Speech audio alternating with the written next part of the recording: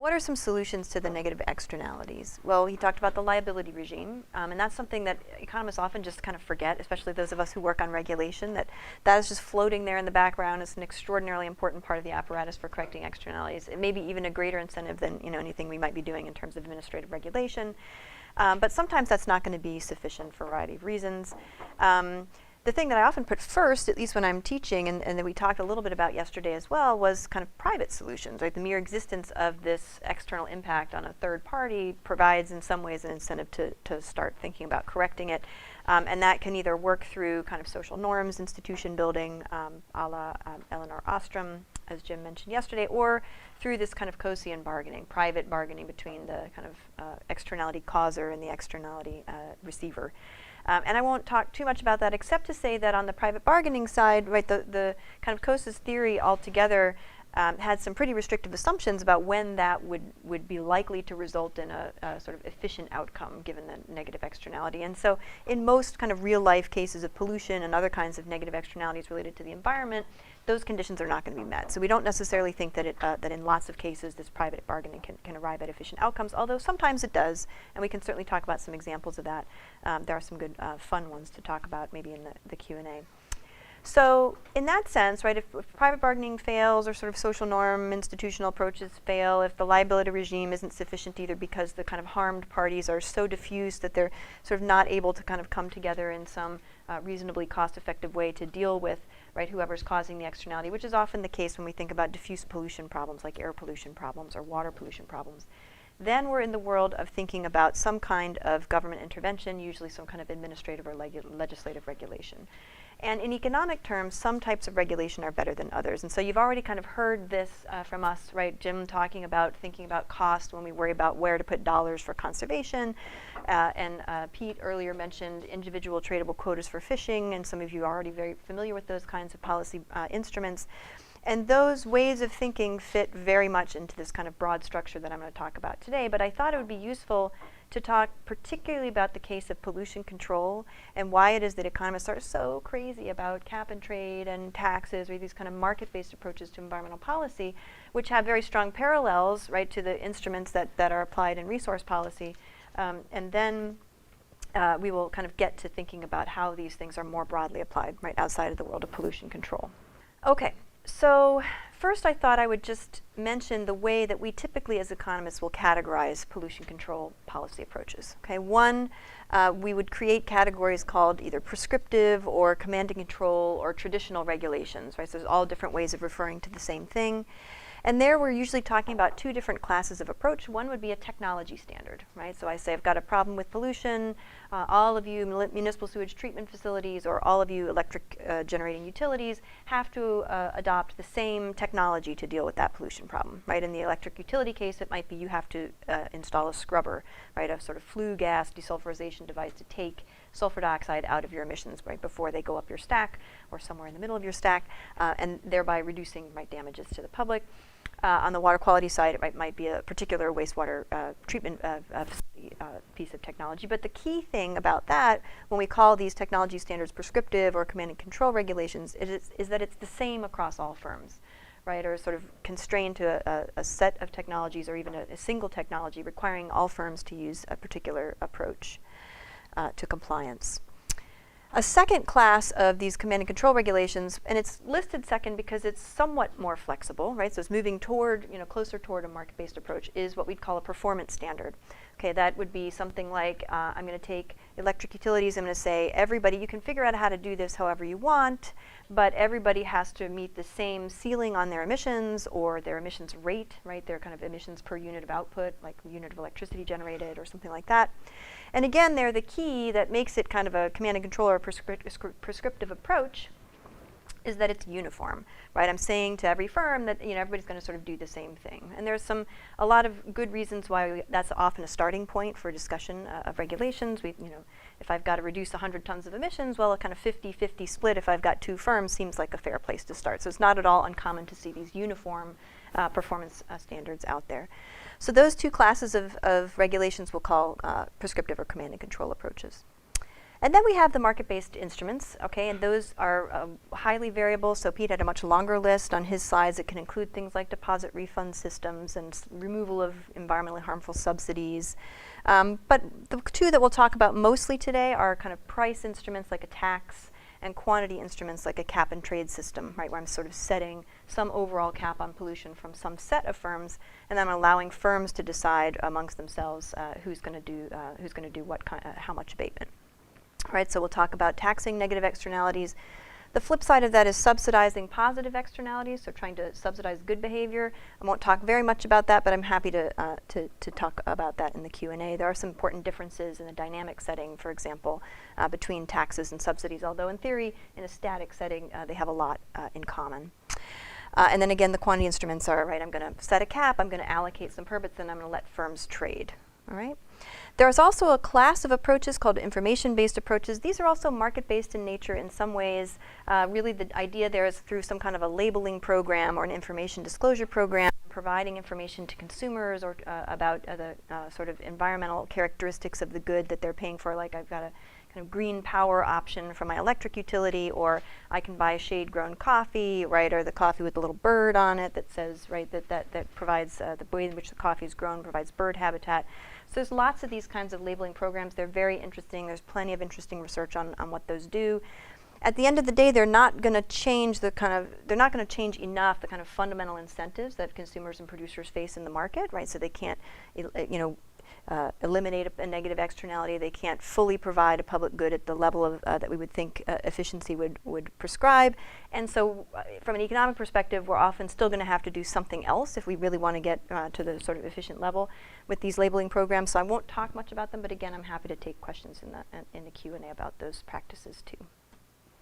Okay, so first graph. So really what I'm doing here is I'm taking Jim's graph from the end of the discussion yesterday, where what he started out talking about was a cost curve for the production of candy bars. That's my blue curve, except now instead of candy bars, I'm going to talk about steel production. Okay, so it's not the nougat this time, right? But something, air pollution, I might be, if I'm burning coal to produce steel, I'm generating some air pollution.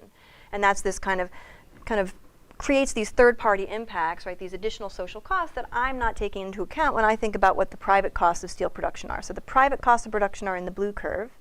The demand curve for steel, right, that downward sloping one is very similar to what Jim drew yesterday for candy bars, right? So that's the demand curve, the green one. And then what I'm doing here, right, is Jim said, well, that externality shifts the private cost curve above the social cost curve above the private cost curve, and I'm doing the same thing. But I'm just also specifying that comes from the fact that there are some what we'll call marginal damages from pollution. As I produce more and more steel, I have these increasing marginal damages from a unit of steel production, right? And that could be because I'm producing more units of pollution every time I produce a unit of steel, but it also just could be that what I'm concerned about is health damages, and as I add more and more pollution, those health damages per unit actually get steeper and steeper, right, as it gets, sort of dirtier and dirtier. The air gets dirtier and dirtier. So I've got these increasing marginal damages, and all I'm doing when I make this purple curve of marginal social costs is I'm adding the sort of brownish orange one to the blue one. So the sum of this one and this one is this one here, the purple one.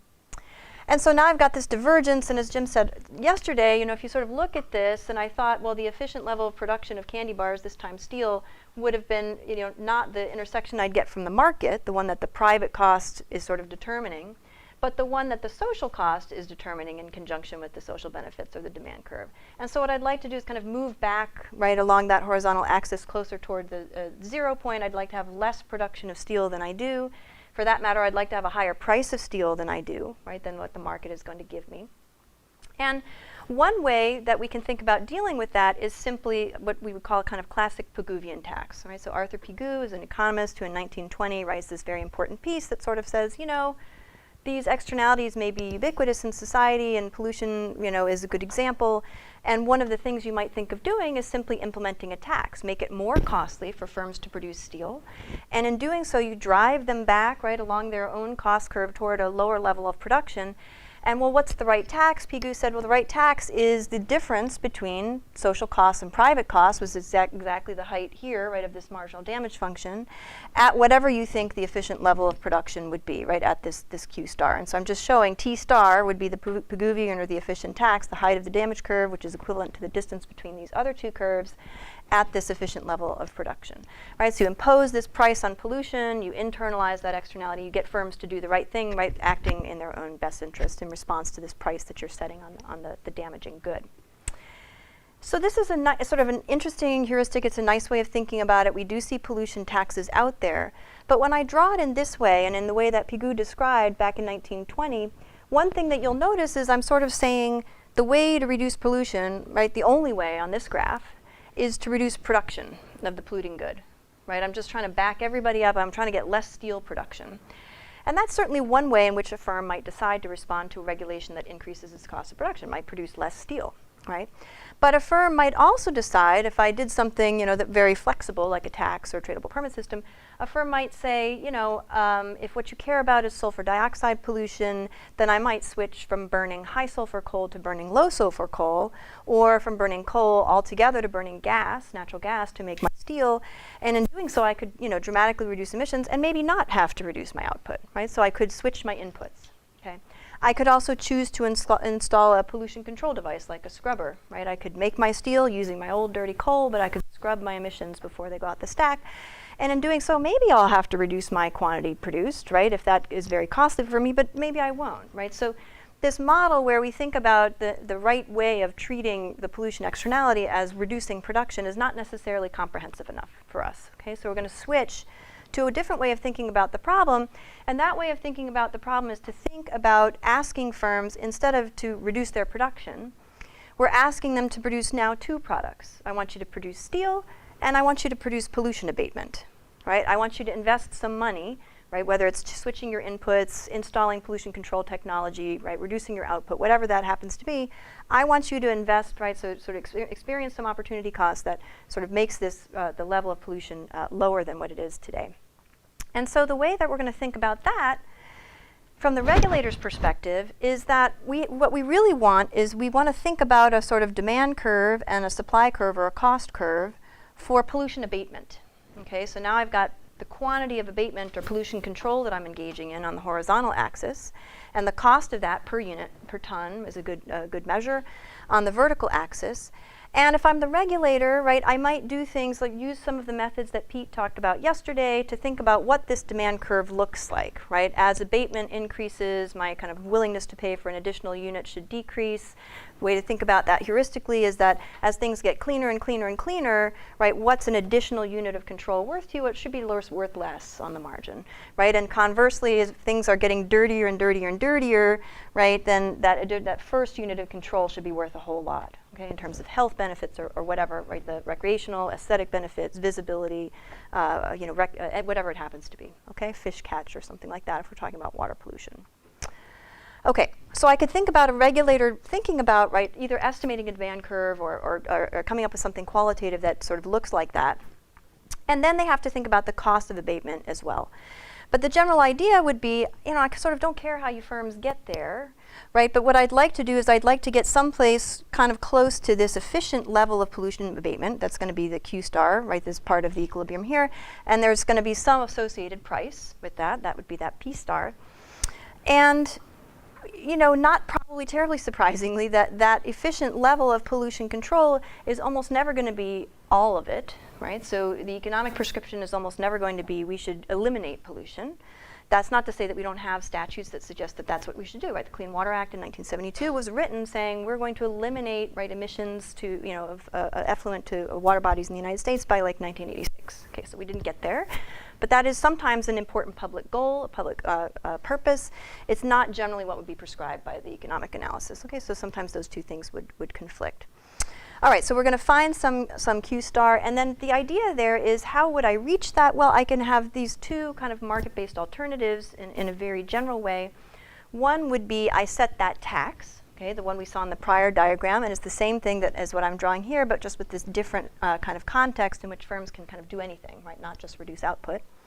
And that would be P star, right? So I could set that efficient tax that would get me to that efficient level of pollution abatement. And two, I could set the quantity. I could just set the cap, right? I'd say I don't want to have any more pollution than Q star. It has to be right less than or equal to Q star. So that would be the efficient cap. But the way in which these two things are sort of the flip sides of the same coin is that it turns out that if I set a cap on pollution at Q star, then the permit price, the equilibrium permit price that I get out of that process would be P star. And if I set P star as the efficient tax, then what I would expect to get out in terms of the amount of pollution control, if I've really kind of estimated these things pretty well, would be Q star. So really this kind of, whether I choose the price versus the quantity doesn't really make any difference for what's the efficient level of control, right? And we have this sort of nice parallel between the two. There are lots of other differences between those two approaches, and we'll talk briefly about some of them today, and I'm happy to take questions about them. But for the most part, you want to think of them in a lot of contexts as being fundamentally equivalent choices.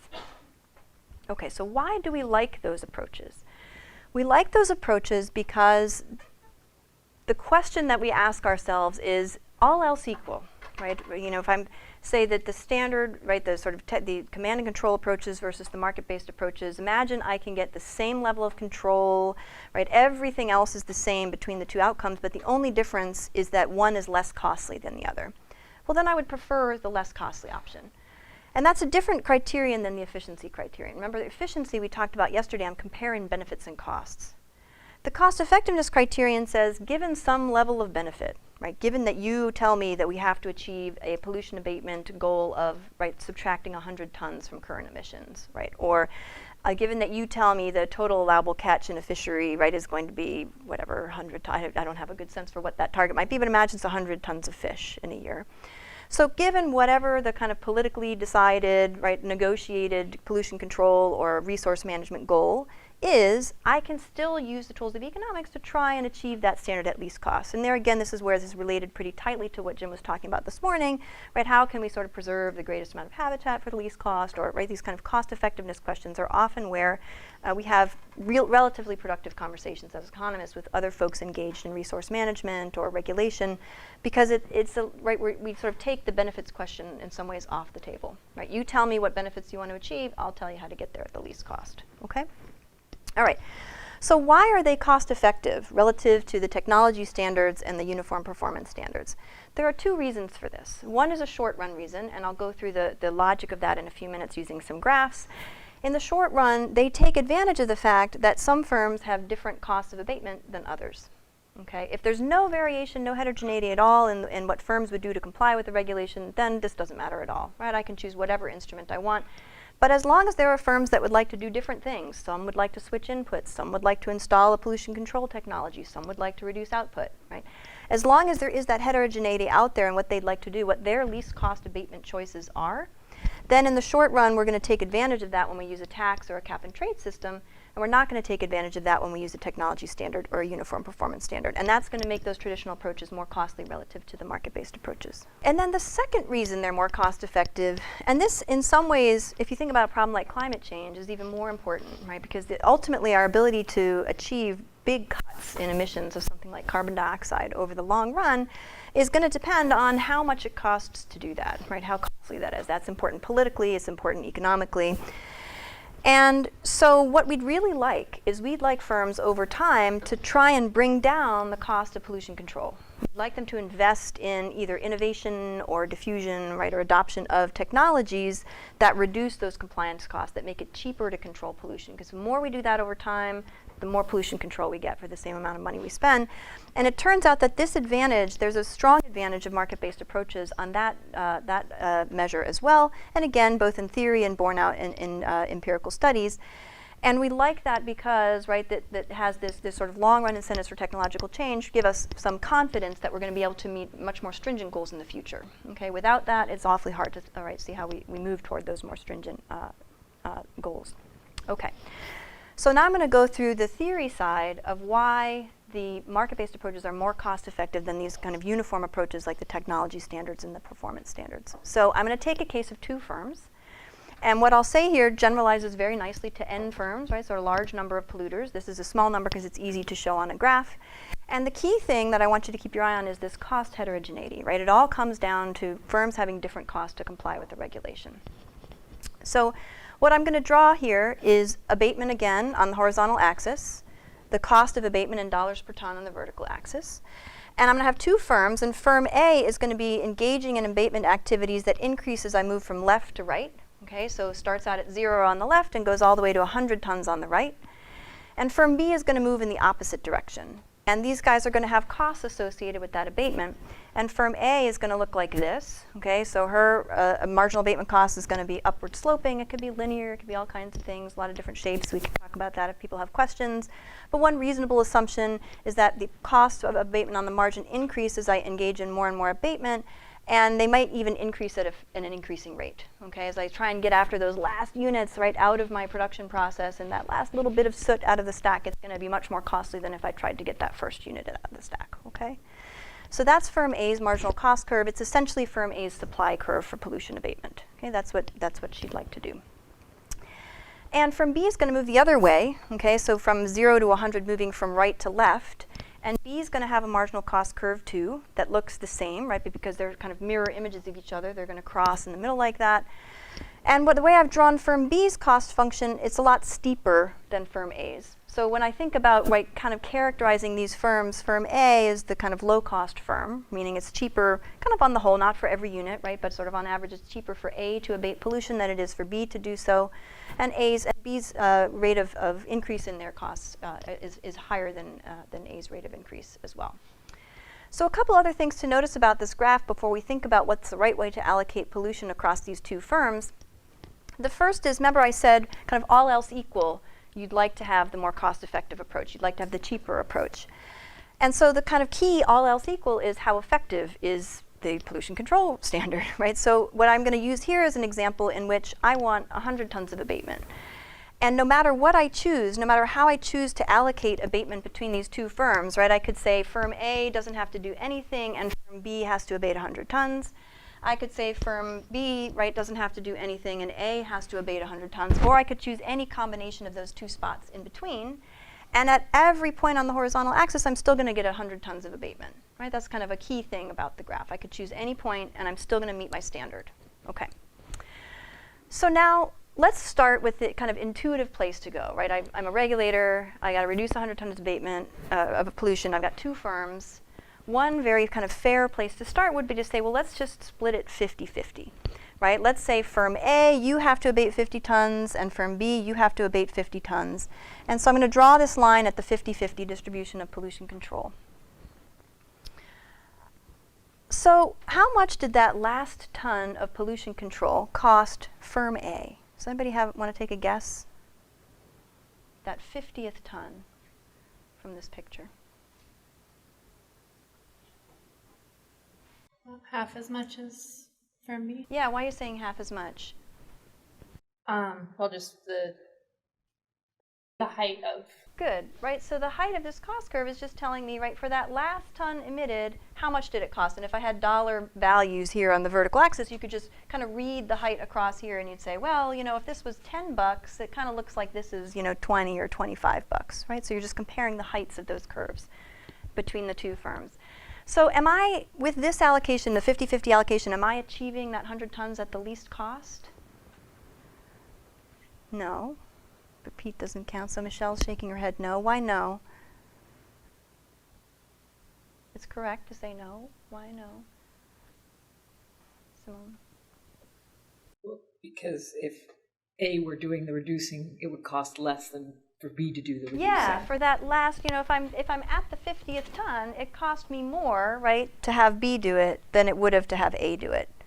Okay, so at 50-50, I could start at 50-50 and I could start reallocating that pollution control responsibility. I could say, well, you know, B, it's pretty costly for B to reduce that 50th ton, so I'm actually going to back up along B's curve, right? I'm going to sort of move away from 50 and go down.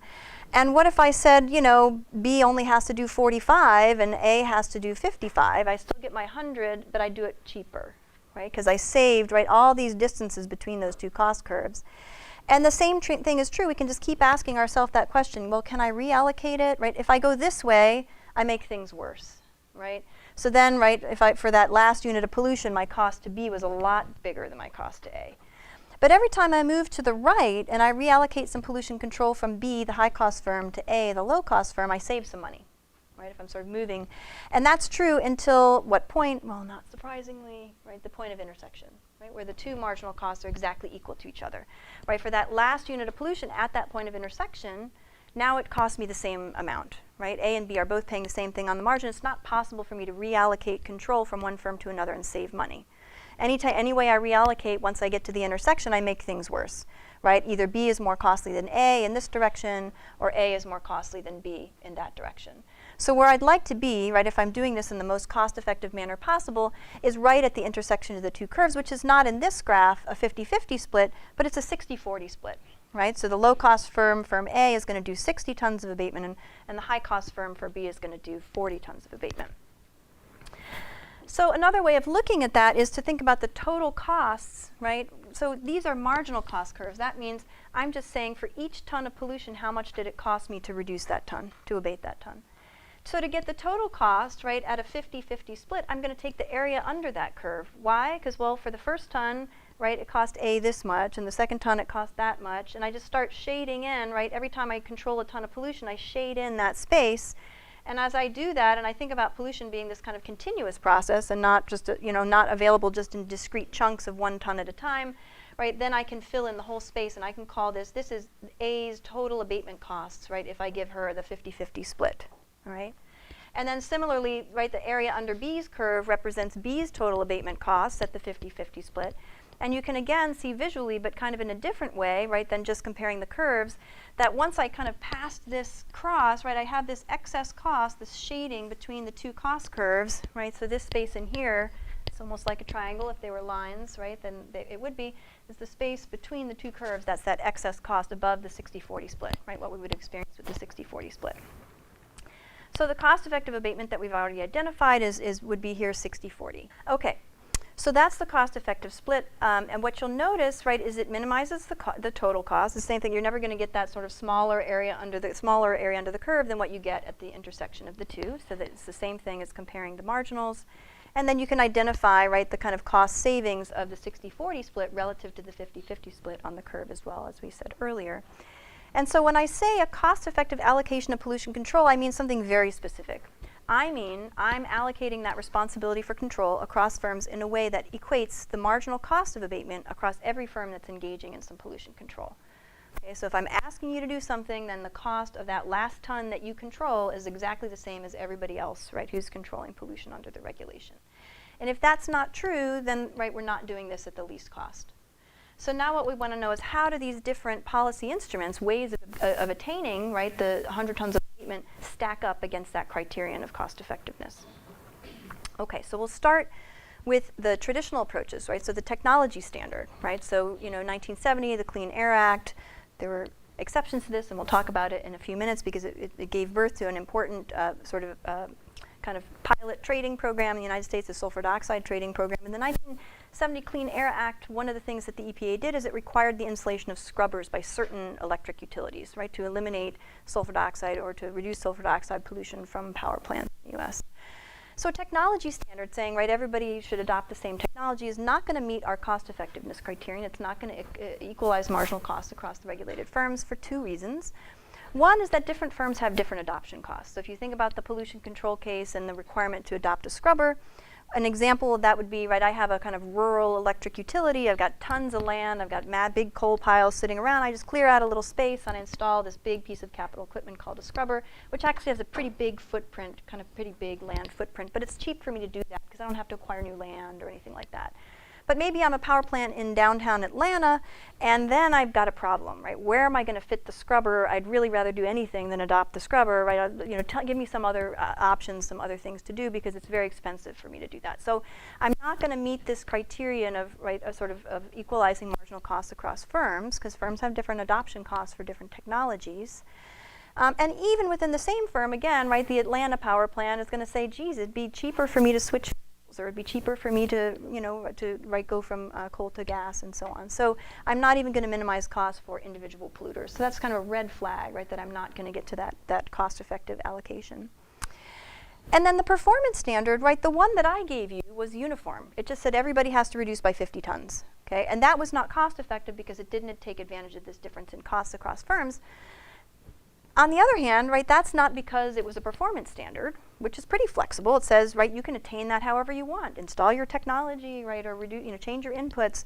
It was only not cost effective because I set it the same for everybody, right? So as a regulator, I could, if I had information about firms' marginal costs, I could set a firm-specific standard. I'd just say, firm A, you're going to do 60. Firm B, you're going to do 40. And that would be the cost-effective allocation of pollution control.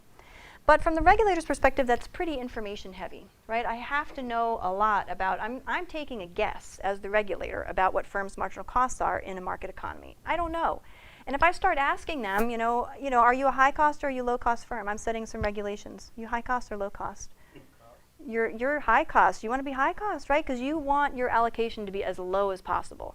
So there's an incentive, right? There's this potentially conflictual relationship between the regulated communities and the regulator.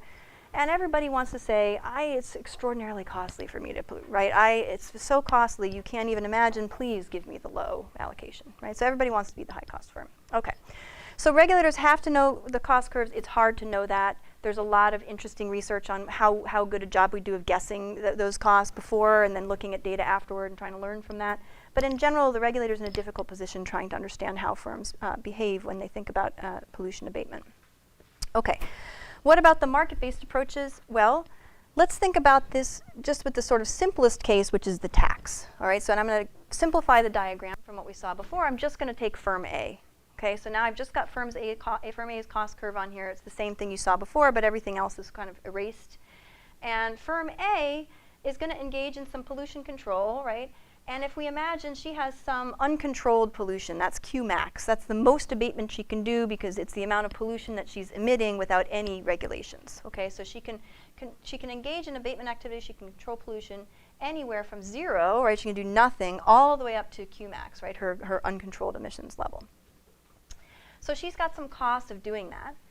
And if I want to implement a tax, and I'm the regulator, I'm going to set the tax at some level, right? Imagine I set it right here. Okay, so this is my new tax. So every time you emit a unit of pollution, a ton of sulfur dioxide, then you have to pay T. Okay, so now the firm has to decide how much to reduce pollution. They got to decide how much abatement to do. How much are they going to do? What's firm A going to do? She's going to look at this calculus. I can either abate a ton or I can pay the tax. So am I going to abate this first unit of pollution, this first ton right here? Would I rather do that than pay the tax? Yeah, why so? It's lower, exactly, right? So here's my cost of abatement right here. This is what it costs me to reduce that ton. But if I choose to pay the tax, I'm going to have to pay this much. Okay, so I'm going to keep asking myself that question. I'm going to keep, right, for every ton that I would emit in the uncontrolled setting until I get to this point. Again, it's a point of intersection, not a big surprise, okay? But why? Well, she's going to engage in as much abatement as she can until it becomes more costly for her to abate those units. Right, this guy rises above the tax right at this intersection point, right? So it's cheaper to abate, right? And then all of a sudden I get to this point and all of a sudden it's cheaper to pay the tax. Okay, so for the pollution beyond that intersection point, she's going to just go ahead and pay the tax. And so what's her total cost going to look like? It just looks exactly like it did before when we think about the abatement cost. It's the area under this curve, right? This is the quantity that she'll abate given the tax when she faces that. And I can sort of fill in that space, and that's the same space we identified earlier. There's something extra that happens under the tax to the firm, and it's why the firm does not like the tax. And that is the tax bill, okay? So now, right, I have to pay for every unit that I control. I pay my marginal cost.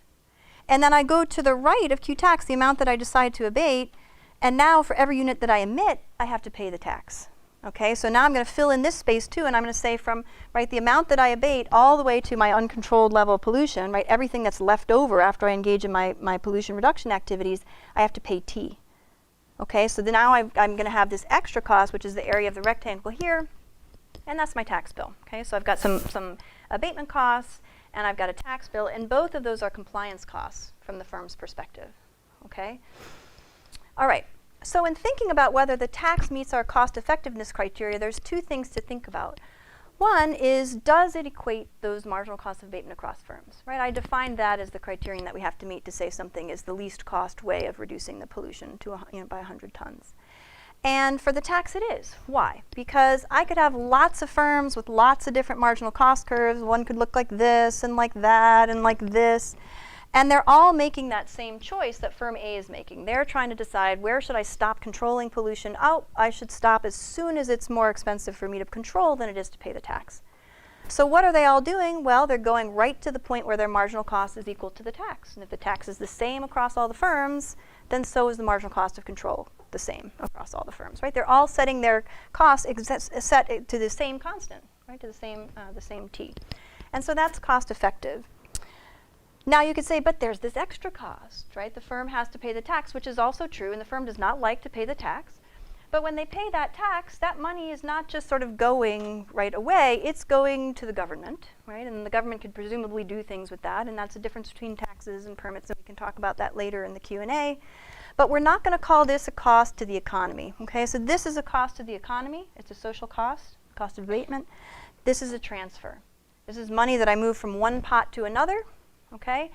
And it may take away from the real resources that firm has in its pocket, but as far as sort of social costs go, I'm not increasing social costs by the amount of the tax. I'm only transferring money. Okay, so the tax passes our test of being cost effective. It has some downsides. We get this uncertainty over the quantity of abatement that gets delivered, and firms are not going to be happy with their tax bill. Okay, other than that, the tax can be a good thing.